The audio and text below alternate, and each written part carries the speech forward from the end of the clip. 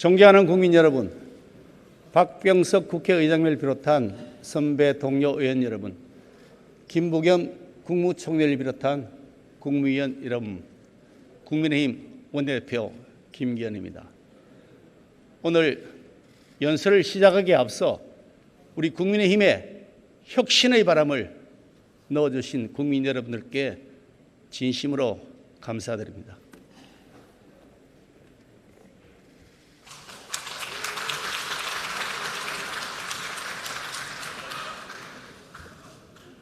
의원님들께 묻고 싶습니다. 우리는 왜 정치를 하고 있습니까? 각자 철학과 가치관은 다를지라도 국민을 위하겠다는 그 마음만은 같다고 저는 믿고 싶습니다. 여러분, 지금 민생이 어떻습니까? 국가 행복지수 OECD 국가 중 최하위권입니다. 지난해 합계 출산율 0.84명으로 꼴찌입니다. 반면에 노인 빈곤율 압도적 1위입니다. 자살률 OECD 회원 평균의 2배입니다. 청년 실업률 현재 10%를 기록 중인데 청년 체감 실업률 무려 27%에 육박합니다. 민주화를 성취한 세계 11위 경제 대국인데도 불구하고 국민의 삶은 이렇게 점점 힘겨워지고 있습니다. 가난한 대학생 학비 벌기 위해서 아르바이트 2개, 3개 뜁니다. 그런데 최저임금이 인상되고 근로시간 제한되었다고 해서 여기저기 옮겨 다닐 수밖에 없습니다. 아르바이트하고 취직 준비도 해야 되는데 이 대학생 동시에 2개 다 하면서 졸업하고 취업 무사히 할 수 있겠습니까? 어떤 가게 사장님 코로나 직격탄 맞았습니다. 장사 안 됩니다. 월세 밀립니다. 할 수 없이 아르바이트생 내보내고 혼자서 버텨봤지만 결국 가게를 접기로 했습니다. 그런데 이 사장님 다시 일어날 기회가 있기는 하겠습니까? 한 부부 몇 년 전에 전세금에다 대출을 더해서 아파트 하나 장만했습니다. 그런데 아파트 값이 붕 뛰었습니다. 갑자기 폭증했습니다. 그러더니 세금 폭탄이 날아왔습니다. 아파트 처분하고 전세로 가려니까 나온 매물이 없습니다. 수천만 원 양도세까지 나온답니다. 이 부분 앞으로 어떻게 해야 되겠습니까? 이게 특별한 얘기 아닙니다. 우리 주변에 흔히 지금 널려 있는 일상의 얘기입니다. 성실하게 살아온 분들 지금 미래가 막막합니다. 국민은 묻고 있습니다. 도대체 얼마나 노력해야 일자리를 얻을 수 있습니까? 그리고 얼마나 걸려야, 얼마를 모아야 집을 살 수 있다는 겁니까? 문재인 대통령 그리고 민주당은 이 국민들의 절절한 질문에 대해서 제대로 대답하신 적이 있습니까? 경기 침체 코로나 탓이라고 합니다. 집값 상승 투기꾼 탓이라고 했습니다. 백신 늦어진 이유 다른 나라 탓했습니다. 습관처럼 이명박 정부, 박근혜 정부 탓도 했습니다. 그러다가 안 되면 전부 야당 탓했습니다. 문재인 정부 경제위기를 코로나 탓으로 돌립니다만 틀렸습니다. 아닙니다. 소득 주도 성장이 경제 폭망의 시작이었습니다.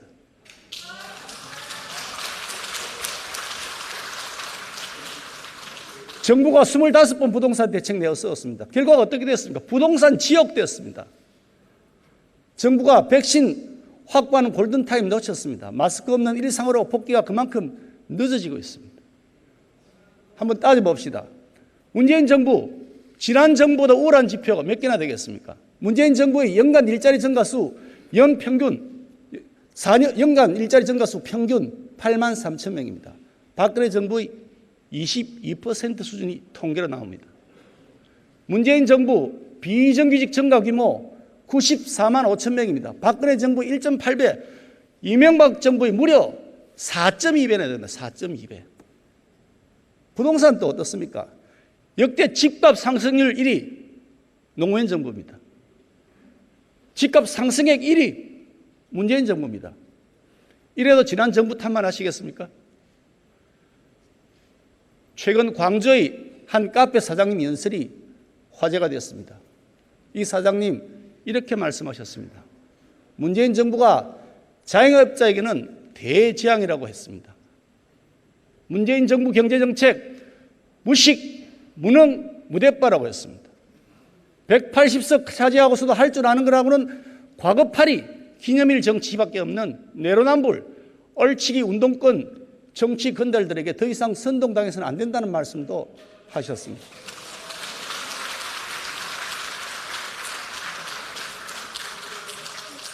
대통령님, 그리고 함께하신 국무위원 여러분, 그리고 민주당 의원님 여러분, 부끄럽지 않습니까? 이 처절한 민생의 현실 누가 만들었습니까? 바로 문재인 정부 그리고 집권 여당의 책임 아닙니까? 손바닥으로 하늘을 가리는 방법이 있습니다. 자기 눈을 손으로 가리는 겁니다. 지금 문재인 정부와 민주당이 그렇게 하고 있습니다. 제발 눈을 가리고 있는 그 부끄러운 손 이제 좀 내려주시면 안 되겠습니까? 눈앞에 펼쳐지고 있는 이 고통 가득한 진짜 국민들의 고통의 현장, 그 세상을 한번 봐주십시오. 문 대통령님, 여쭤보고 싶습니다. 일자리 상황판 어디 갔습니까? 낙제생이 성적표 숨긴다고 모범생 되겠습니까? 4년 동안 문재인 정부 친귀족노조 그리고 반기업 정책으로 일관했습니다. 매년 세계 각국의 경제 자유도 평가로 권위를 인정받고 있는 프레이저 연구소가 있습니다. 그 연구소에 따르면 2020년도 기준에 대한민국 노동시장 규제 관련 경제 자유도가 162개국 중에서 145입니다. 꼴찌 수준입니다. 여당은 기업 때리게 하고 귀족노조 편들면 그것이 정의롭고 개혁적인 것이라고 얘기합니다. 아닙니다. 틀렸습니다. 대한민국 경제를 죽이는 수많은 규제 법안이 천사의 가면을 쓰고 있는 것이 오늘의 현실입니다.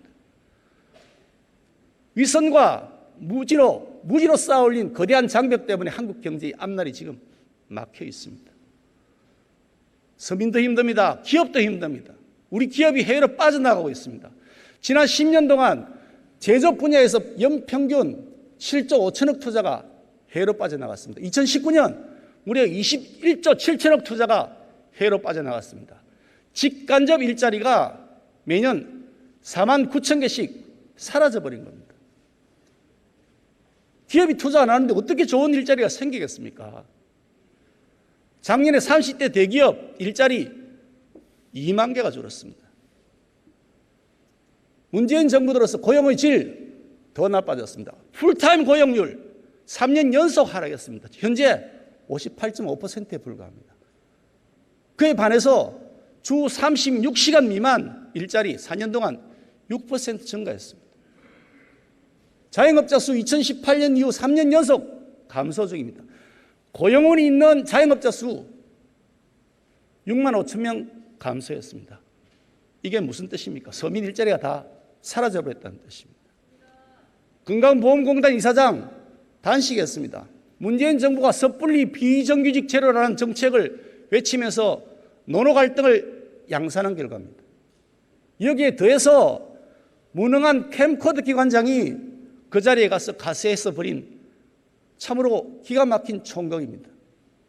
이런 상황에서 문재인 정부 지금 국민 혈세 짜내고 또 빚내서 꼼수 일자리 남발하겠다고 있습니다. 거짓 통계로 국민을 속이겠다는 것이 아니고 무엇이겠습니까? 대한민국 정부 수립 후에 68년 동안 쌓였던 국가채무 660조입니다. 그런데 문재인 정부 4년 동안 지금 국가채무 약 340조가 더 늘었습니다. 국가채무 이제 천조 시대를 드디어 열고야 말았습니다.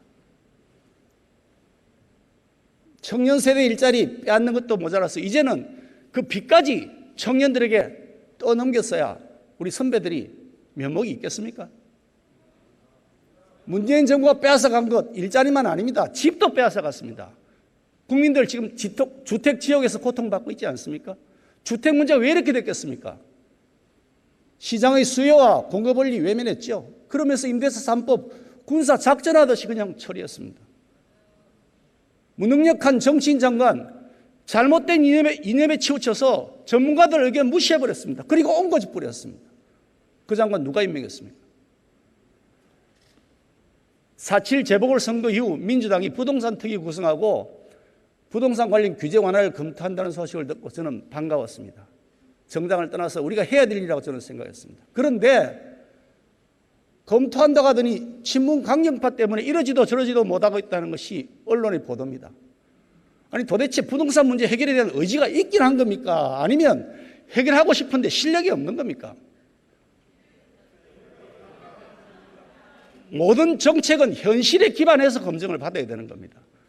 뜬구름 같은 정책은 없습니다. 현실에서 틀렸으면 그 정책 고쳐야 되는 거 아닙니까?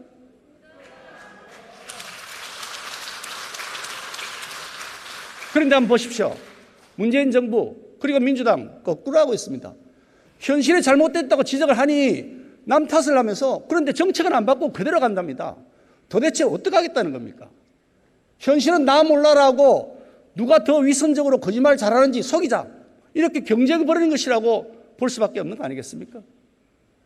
우리는 알고 있습니다. 문재인 정부 결코 변하지 않을 것입니다. 불행했던 지난 4년 그리고 안타깝게도 남은 1년 똑같을 것이라고 생각됩니다. 이렇게 문재인 정부 5년이 막이 내리는 것은 정말 대한민국이 불행한 길로 가는 것이라고 저는 생각합니다. 요즘 열풍 부는 가상화폐 한번 들여다봅시다. 투자자 중에서 2030 세대가 무려 60% 이상이라고 합니다. 청년들이 왜 코인에 투자를 하겠습니까? 자산 축적이 안 되기 때문 아닙니까? 직장 불안하죠. 직장이 없고 희망도 없습니다. 지푸라기로 잡고 싶은 심정 가상화폐 투자로 몰리는 거 아닙니까? 정부의 잘못된 일자리 정책 그리고 부동산 정책 이 청년들이 고위험의 투자로 내몰려 있는 겁니다. 그래 놓고서 문재인 정부 여기에다가 과세하겠다고 합니다. 무려 투자 차익 22% 세금으로 매기겠다는 겁니다. 너무 모렴치한 거 아닙니까? 절망의 절벽에 서 있는 청년들입니다. 이 청년들이 갈 데가 없어서 코인 투자로 몰려가고 있는데 그렇다면 그 현실을 본 정부가 당장 보호장치부터 마련하는 것이 우선순위 아닙니까? 그런 보호장치에 대해 책무를 무시한 상태로 이익 남겼다고 거기에 과세하겠다 그러면 그건 국가가 해야 할 태도가 아닙니다. 과세 유예해야 마땅합니다. 코로나 방역 우리 국민의 생명이고 민생 문제입니다. 제대로 극복한 다음에 자랑해도 늦지 않습니다. 정부는 코로나 사태 보고할 때마다 세계가 K방역을 부러워한다고 자랑했습니다. K방역 홍보한다, 브랜드 한다면서 죄송합니다만 폼 다 잡았습니다. 문재인 대통령님, 코로나 사태 1년 전 넘었습니다. 그동안 어떻게 말 바꾸신지 제가 말씀드릴까요? 터널에 끝이 보인다고 하셨습니다. 그러더니 갑자기 방역 비상상황이라고 말을 바꾸셨습니다. 또 그러더니 끝이 보인다고 하셨습니다. 도대체 국민들은 어느 말에 장단을 맞추고 춤을 춰야 됩니까? 언제까지 이런 희망 고문을 하실 겁니까? 방역 당국, 고통받는 자영업자들에게 사회적 거리 두기 할 말 앵무새처럼 수없이 반복해 왔습니다. 그분들 고통 외면한 채 방역 중요하다면서 엄벌주의로 가차없는 처벌하겠다고 그랬습니다. 그렇지만 국민들 참된 인내에도 한계가 있는 것 아니겠습니까? 방역의 완성은 잘 아시는 것처럼 백신 접종, 그런 걸 잘해서 집단 면역을 달성하는 겁니다. 벌써 그런데 선진국들 마스크 벗고 있습니다. 일상으로 돌아가고 있습니다. 그런데 우리는 아직도 마스크 쓰고 있습니다. 백신을 조기 확보했어야 되는 거 아닌가요? 접종의 골든타임을 놓친 거 아닌가요? 적어도 이런 점들, 이 실개한 점에 대해서는 인정하고 사과하는 것이 저는 당국의 당연한 도리라고 생각합니다. 백신 앞에 여야가 없습니다. 국민의 생명 앞에 그 어떤 것이 다 앞설 수가 있겠습니까? 저희 국민의힘 백신 조기 확보를 위해서 미국으로 백신 사절단도 보낸 바 있습니다. 미국의 조야 인사를 만나서 백신 확보를 위한 설득정도 벌였습니다. 앞으로도 우리 당 정부와 협력할 부분 기꺼이 협력해 나갈 것입니다.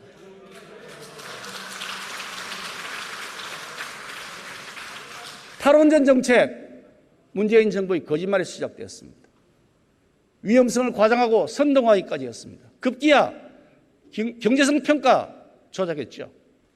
그러더니 이번 한미 정상회담에서 미국과 해외 원전 수출에 협력했다고 하면서 정부 여당이 그게 주요 성과라면서 대대적으로 홍보했습니다.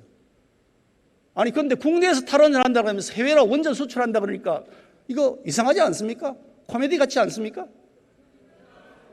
세계 어느 나라가 자기 나라는 탈원전 한다 그러는데 그 나라 원전을 믿고서 수입을 하겠습니까? 탈원전으로 발생한 국가적 손실 1천조에 이른다 그럽니다.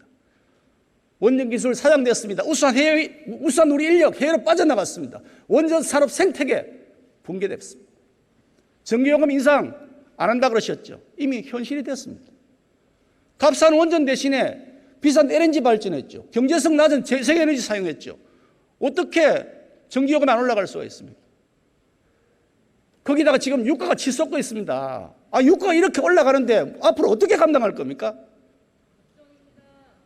더 이상 거짓말하지 말고 우리 솔직하게 인정합시다. 신재생 에너지만으로 탄소 중립 절대 달성 못합니다. 어림도 없습니다. 안정적 전력 생산 불가능합니다. 에너지원이 취약한 우리나라에서 원자력은 적어도 현 시점에서는 우리에게는 선택이 아니라 필수입니다.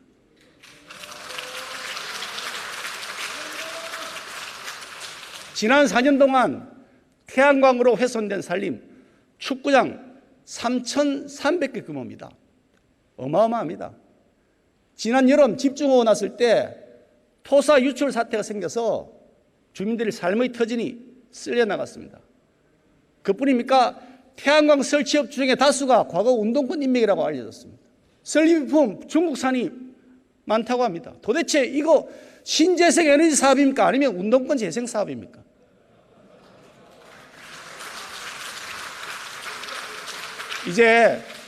우리 솔직해집시다. 탈원전 정책 당장 폐기하십시오.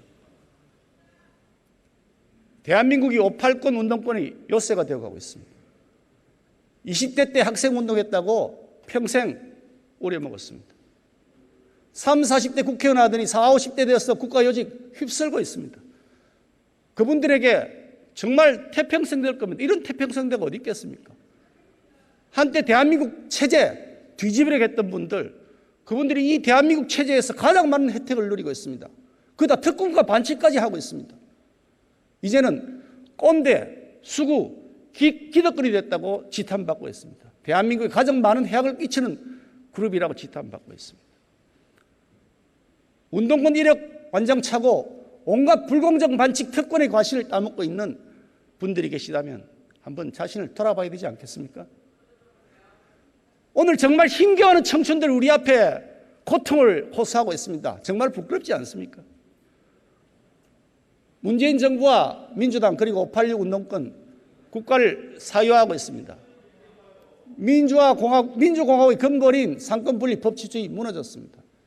대통령께서 야당의 동의 없이 강행한 장관급 인사가 무려 33명이나 됩니다. 이명박 정부, 박근혜 정부 두 개를 합친 것보다 더 많습니다. 민주당 180석이므로 국회 상임위 다 독식했습니다. 행정부를 견제하기는커녕 청와대 출장소, 대통령 가신이 되어서 민망한 날치기 처리, 기립 표결을 반복하고 있습니다. 사실 아닙니까?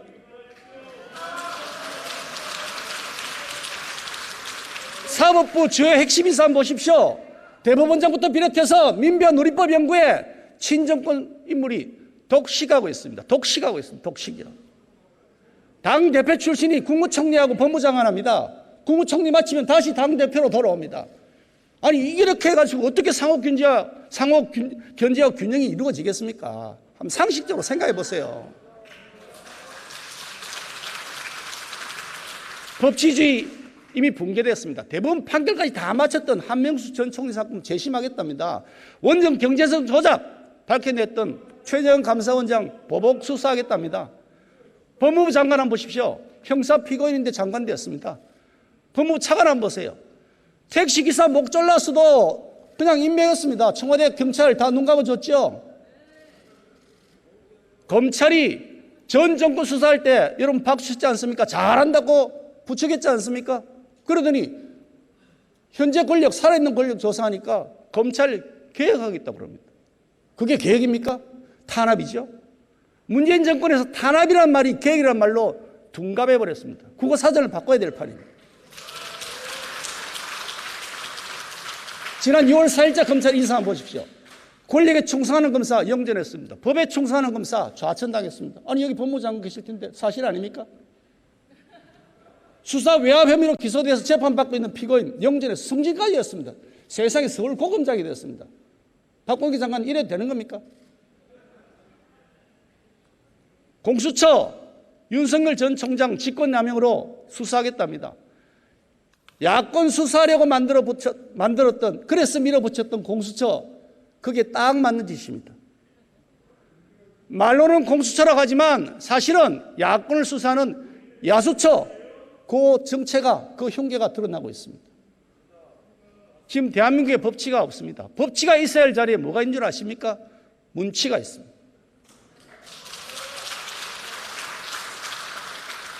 권력에 빌붙은 의용 시민단체 시민사회를 오염시켰습니다.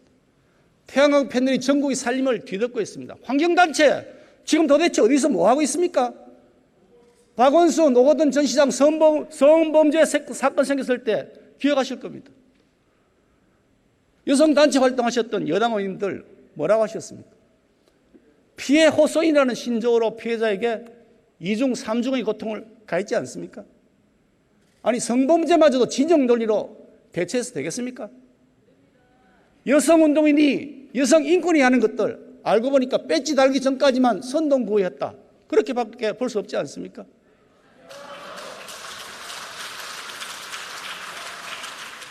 민주노총 반미투쟁하고 있습니다. 반미투쟁하고 노동자와 무슨 상관이 있습니까? 전교조 학생들 학력평가 거부하고 있습니다.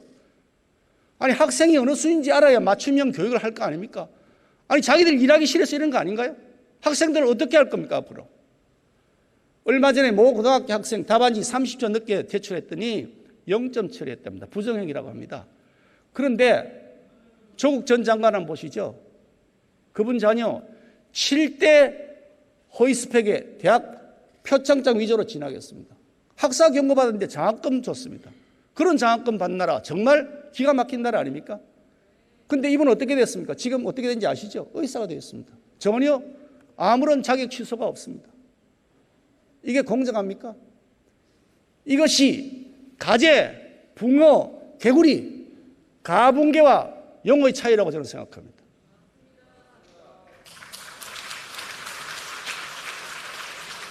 이미 여러 대학에 민주화 전형이 있습니다. 그런데도 불구하고 민주당은 민주화 유공자 예우법 같은 운동권 셀프 특혜 법안 제출했습니다. 여러 차례 했습니다. 법안 내용 보실까요? 학비 면제, 취업 지원, 의료 지원, 주택 구입, 대출 우대 5만 가지 특혜가 다 있었습니다. 여기에요. 공공의대 만든다면서 그 입학을 어떻게 한다고 그랬습니까? 시민단체 추천받는다고 그랬습니다.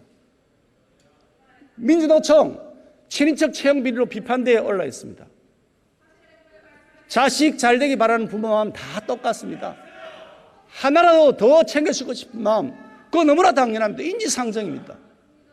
그렇지만 우리가 지켜야 될 원칙과 법은 지켜야 되지 않겠습니까? 꼼수는 쓰지 말아야 되지 않겠습니까? 자기 자식 귀하다 그러면 남의 자식 귀한 줄도 알아야 되겠죠. 자기 자식은 자사고 외고 다 버렸습니다. 그래 놓고 왜 남의 자식이 멀쩡하게 다니고 있는 자사고 없애자 그럽니까? 왜 입으로는 반일하자 반미하자 그러면서 자기 자식은 일본에 유학 보내고 미국에 유학 보냅니까? 자기 자식 정규직 시켜주려고 귀족노조 했습니까? 자기 자식 명문대학생 만들어주려고 의용시민단체 했습니까? 80년대 구국의 강철대호가 이제 이름이 바뀌었습니다. 이권의 강철대호, 세습의 강철대호가 되었습니다.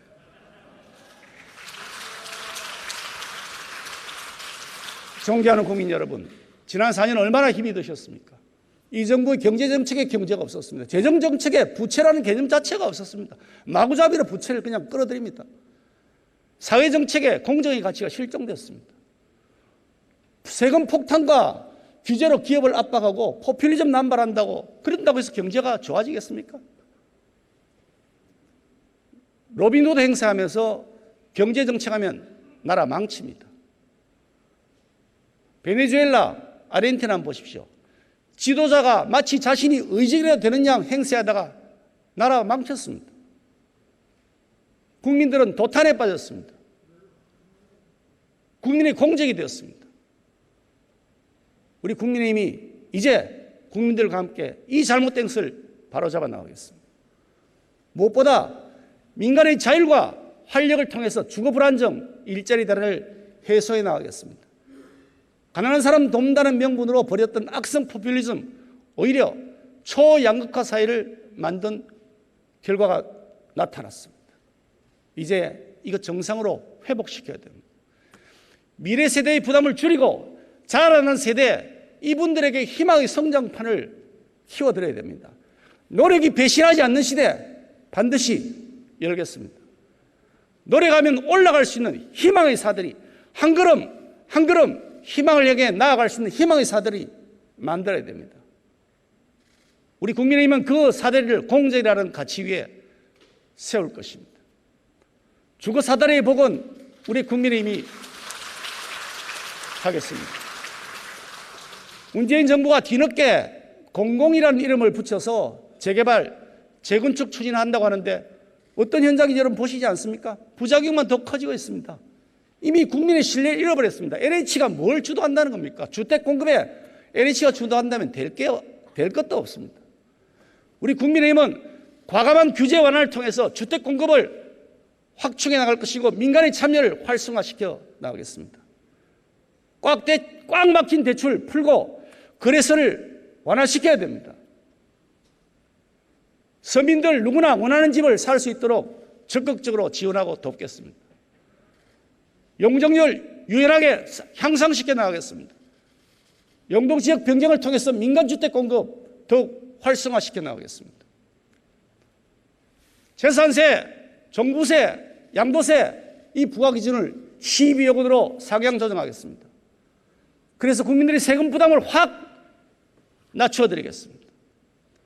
청년, 신혼부부 그리고 실수요자를 위해 LTV, DTI 대출 기준을 현행보다 최대 20%포인트까지 상향 조정해서 대출 규제 완화하고 취득세 감면하겠습니다. 기초연금, 건보료 등의 산정 근거가 되는 부동산 공시가격 이게 폭증했습니다. 상상할 수 없을 정도로 올랐습니다. 이제 이렇게 마구잡이 인상하는 거 안 됩니다. 인상 상한제 도입하겠습니다. 인상폭을 직전 연도 공시가격의 5% 이내로 제한하겠습니다. 그래서 우리 서민들의 세금 부담 낮춰드리겠습니다.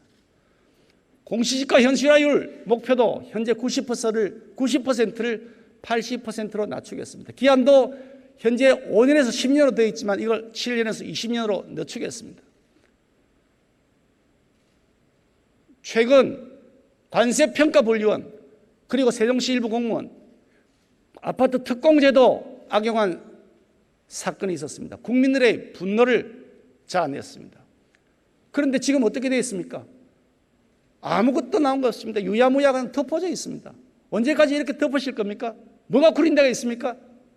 철저하게 조사하고 처벌해야 되는 거 아닙니까?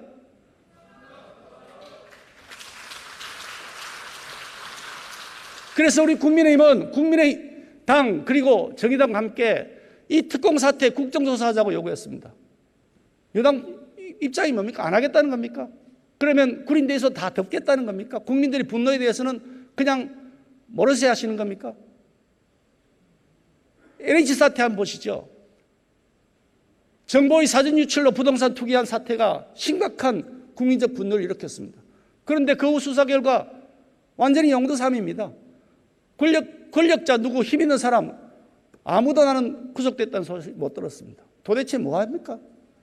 그래서 우리가 특검하자는 거 아닙니까? 국정조사 하자는 거 아닙니까? 왜 외면하고 거부합니까?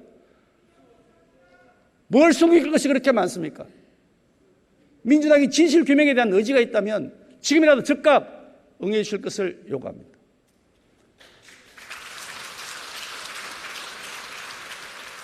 민간 투자를 위축시키는 불필요한 규제 과감하게 철폐해야 됩니다. 민간이 성장하는 것만이 질 높은 고용 만들어낼 수 있습니다. 고용이 잘 돼야 실질적 분배 효과가 생기는 겁니다. 성장이 있어야 분배가 가능한 것 아니겠습니까? 문재인 정부에서 힘없는 사람, 돈 없는 사람 더 힘들어졌습니다. 말로는 포용국가 지향한다 그러지만 통계로 나타나 있지 않습니까? 양극화, 문재인 정부에서 훨씬 더 심해졌습니다.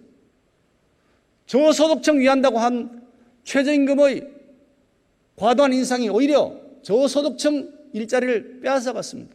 사실 아닙니까?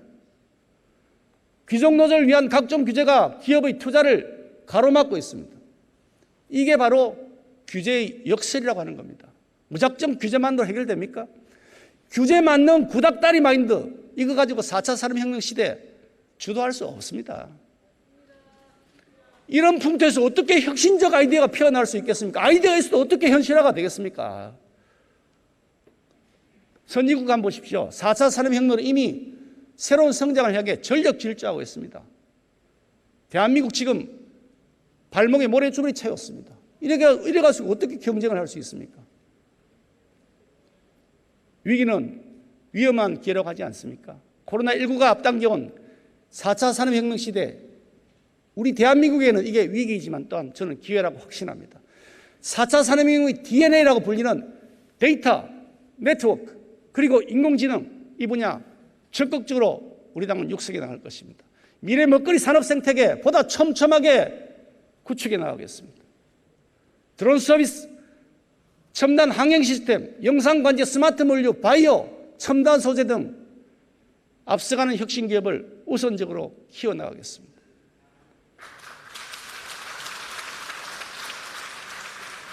민간 경제 활성화는 기업만을 위한 것이 결코 아닙니다. 양질의 일자리 만들기 위한 겁니다. 가장 좋은 복지 일자리라는 건 누구나 다 잘 알지 않습니까? 민간 영역 당연히 활성화시켜야 됩니다. 그렇지만 그것만으로 해결 안 됩니다. 나라의 제도적 보완이 필요합니다. 실질적으로 도움이 되는 직업훈련 활성화시켜서 고용시장의 근로자 그리고 취업 역량, 근로의지 취업 역량을 강화해 나갈 것입니다. 특히 새로운 청년 일자리를 만들기 위해 일자리 교육 플랫폼과 취업을 연계시킨 디지털 시대 전환을 앞당기겠습니다. 공공부문의 정규직, 대기업의 정규직 과잉보호되고 있습니다. 이 과잉보호가 추가 고용을 가로막는 가장 큰 걸림돌 중에 하나입니다. 소위 진보 정권의 개혁 성공 키워드는 저는 진보 기득권이 타파하고 있다고 생각합니다.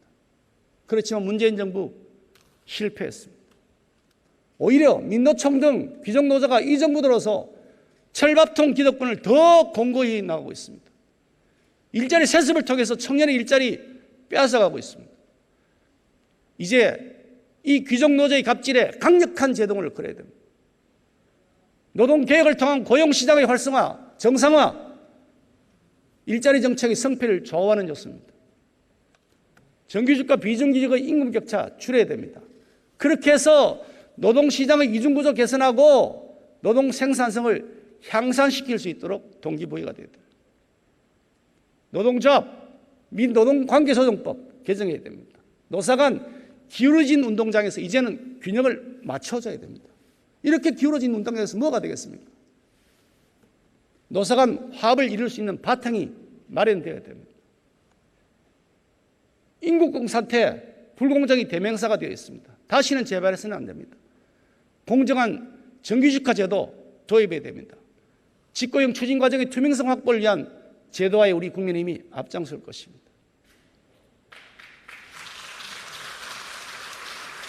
에너지 산업은 모든 산업의 근간입니다. 당장 발전 가능한 신한울 1력이 왜 가동 안 합니까? 이유가 뭡니까? 탈원 정책 때문 아닙니까? 왜 운영허가 안 해주는 겁니까? 공사들하고 그리고 운영의 정지에 따라서 그 생긴 손실 얼마인 줄 아십니까? 4억 5천억인데 4조 5천억인데 4조 5천억.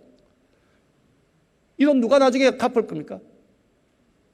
지금이라도 신한울 1력이 즉각 가동하십시오. 그뿐 아닙니다. 공사 중단된 신한울 3, 4호기 건설 재개할 것을 강력하게 촉구합니다.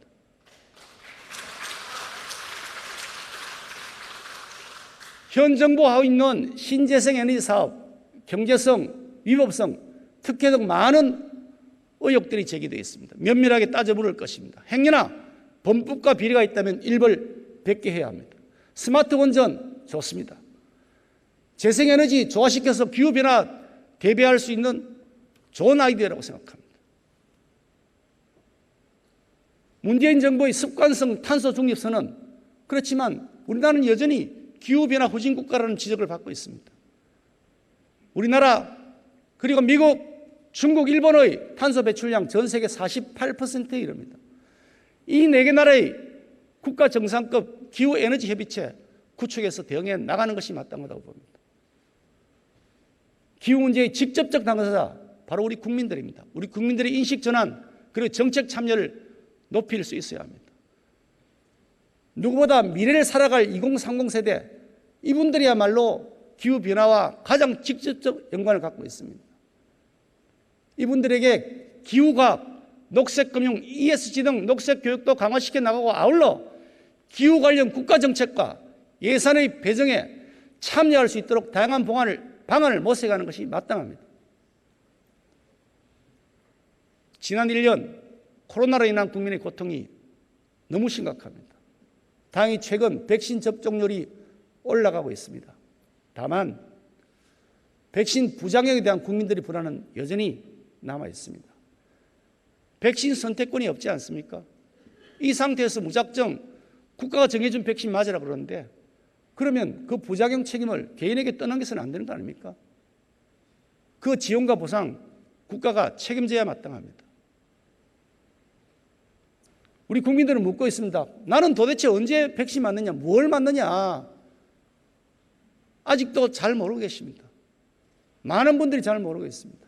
보다 투명하고 신속한 신뢰성 있는 정보 제공을 해 주실 것을 요청합니다. 코로나로 피해 입은 자영업자 지원 시급합니다. 죽을 지경입니다. 방역 과정에서 정부의 행정명령 따른 죄밖에 없습니다. 그런데 그러면 자영업자 손실 정부가 보상해야 되는 거 아닙니까? 이게 헌법에도 명시되어 있는 국가의 의무입니다.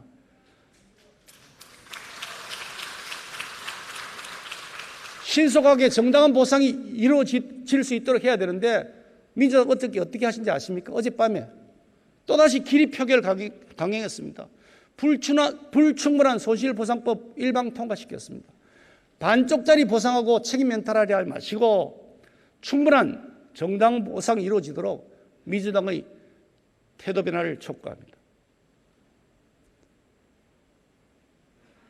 지금 정부는 추경과 추가 세수를 통한 전 국민 재난지원금 만지작거리고 있습니다. 또다시 포퓰리즘에 낯설 태세입니다. 문재인 정부에게 강력하게 경고합니다. 제발 돈을 쓰실 때 표 보고 쓰지 마시고 민생의 현장 보고 그 고통을 보고 돈을 쓰십시오.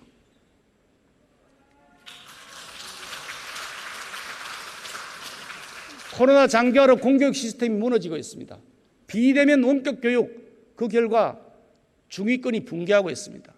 학업 성취도 양극화되고 있습니다.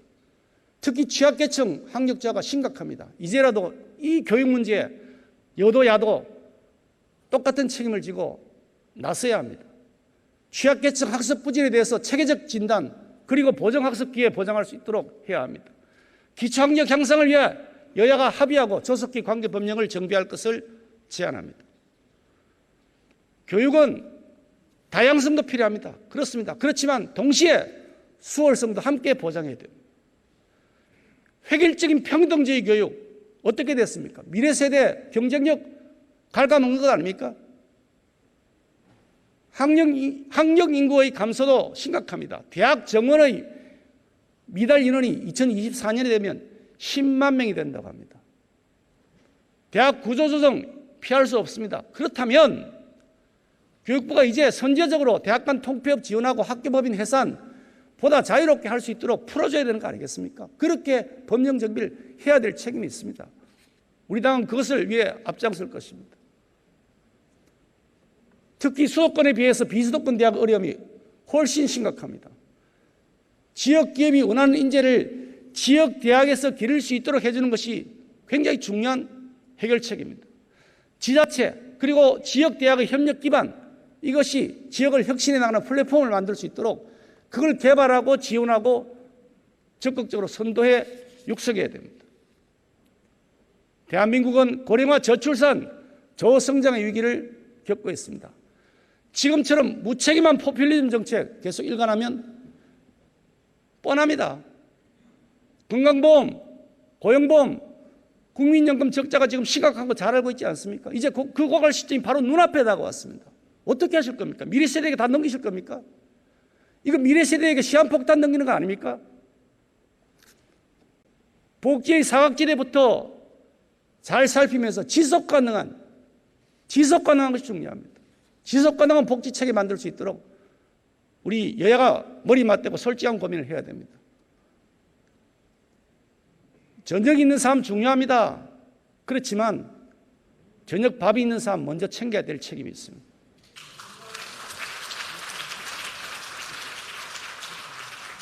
존경하는 국민 여러분, 문재인 정부 들어서 많은 것이 망가졌습니다. 상황이 개선될 여지가 없어 보입니다. 경기 언제 회복될지 모르겠습니다. 고용 언제 나아질지 모르겠습니다. 집값 하늘 높은 줄 모르고 올랐습니다. 언제 이 집값 내려올지 잡힐지 아무도 모릅니다. 정부 당국도 모르지 않습니까? 아무 대책도 없지 않습니까? 정부 당국이. 코로나 언제 극복될지 아직도 불투명하고 사람들은 불안합니다. 그런데 이런 일을 저지른 그 책임이 있는 민주당이 다시 집권한다면 대한민국 다시 고통과 눈물의 시간을 보내라고 강요하는 것 아니겠습니까?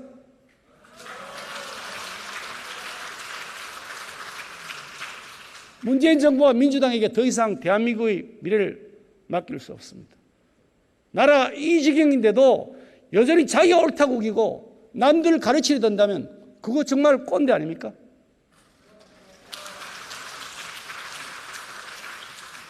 낡은 이념과 세계관 30년 넘게 버리지 않고 계속 버티면 그게 바로 진짜 수구입니다. 한때의 운동권 경력으로 평생을 우려먹고 세습까지 하려한다면 그게 진짜 기득권 아닙니까? 꼰대, 수구, 기득권, 이 꼰수기에게 우리 미래를 맡길 수는 없습니다. 꼰수기에게 어떻게 민생과 공정을 맡길 수가 있겠습니까?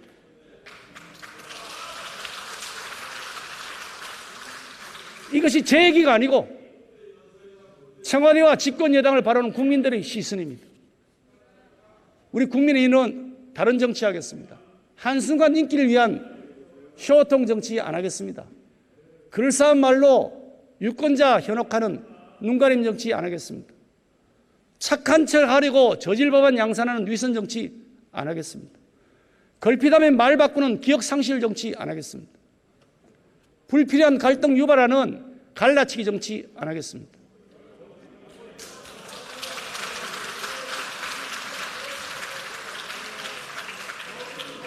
국민 여러분, 지난 4.7 재보궐선거에서 압도적 지지를 보내주셔서 정말로 감사드립니다. 우리 전당대회에 뜨거운 관심 보여주신 국민 여러분들께 정말 감사드립니다. 지금 청년들이 우리 당 입당이 쇄도하고 있습니다. 30대 젊은 당대표가 탄생했습니다. 3명의 여성이 정정당당한 경쟁을 거쳐서 당당하게 당 최고 지도부에 입성을 했습니다. 이것은 국민들께서 변화를 통해서 미래로 나아가라는 국민들이 당부라고 생각합니다. 우리 잘못한 건 많습니다. 인정합니다. 우리에게 권력이 줬을 때, 우리가 권한을 가지고 있을 때 우리가 잘못한 건 많습니다. 많은 과오를 저질렀습니다. 현실에 안주했습니다. 변화도 거부했습니다. 실력도 모자랐습니다. 포용도 부족했습니다. 맞습니다. 반성하고 있습니다. 더 치열하게 반성할 것입니다. 국민 여러분들께 정말 죄송하고 또 죄송합니다. 우리 국민의힘은 이런 치열한 반성과 성찰의 바탕 위에 이제 다시 돌이킬 수 없는 변화를 시작했습니다. 한시도 안주하지 않을 것입니다. 우리 국민의힘은 가치, 세대, 지역, 계층을 확장해 나갈 것입니다.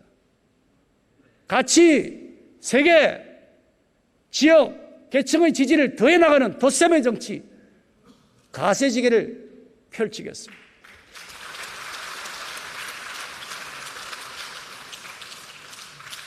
하나씩 짚어서 말씀드리겠습니다. 가치를 확장하겠습니다. 과거 오해받고 왜곡되었던 자유, 책임, 헌신이라는 보수의 가치를 되살려야 합니다. 그렇게 하겠습니다. 민생을 최우선의 가치로 삼고 공존과 공정의 토대 위에 세워나가겠습니다. 현실적이고 상식적인 국민들로부터 널리 사랑받는 정당이 되겠습니다. 세대를 확장하겠습니다.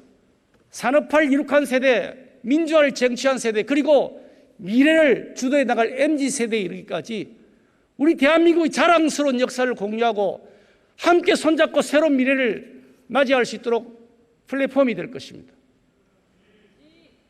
지역을 확장하겠습니다.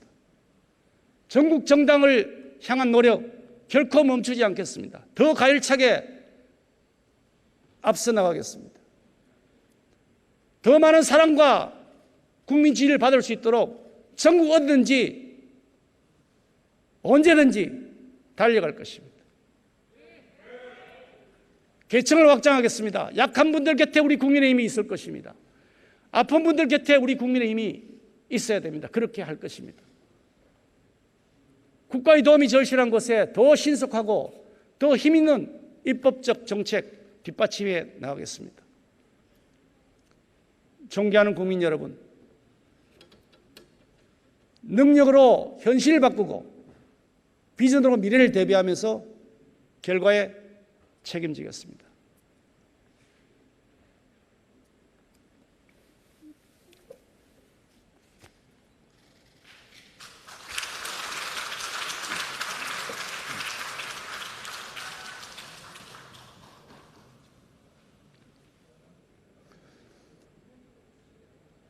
국민의 희망을 담은 수권 정당이 되겠습니다. 국민이 어려울 때 국민들을 도와주고 동지로서 함께 해주는 버팀목이 되겠습니다.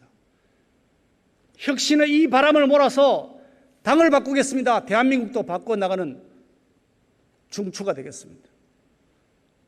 민생을 챙기고 공정을 바로 세워나가겠습니다. 경청해 주셔서 감사합니다.